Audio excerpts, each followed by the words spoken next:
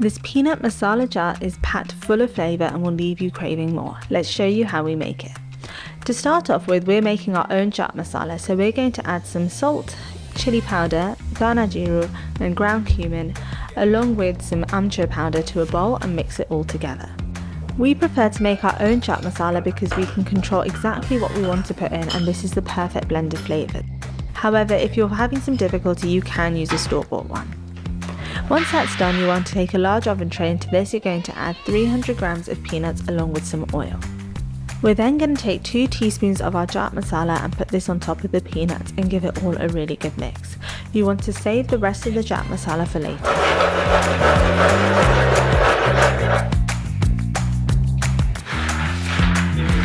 Make sure all of those peanuts are nice and coated with that chaat masala, and then we're going to bake them in the oven at 180 degrees for about 15 minutes.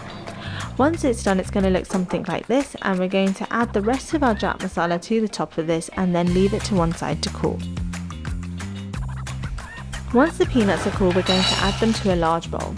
To this we're also going to add 1 tomato which has been finely chopped and a small bunch of coriander also finely chopped. We're then going to add the juice of half a lemon and give it all a really good mix. What really elevates these masala peanuts is by adding some crisp to give it some extra crunch. We're adding some ready salted crisp, but you can also use any other flavour that you prefer. Once it's done, it'll look something like this. This is the perfect snack and is guaranteed to impress.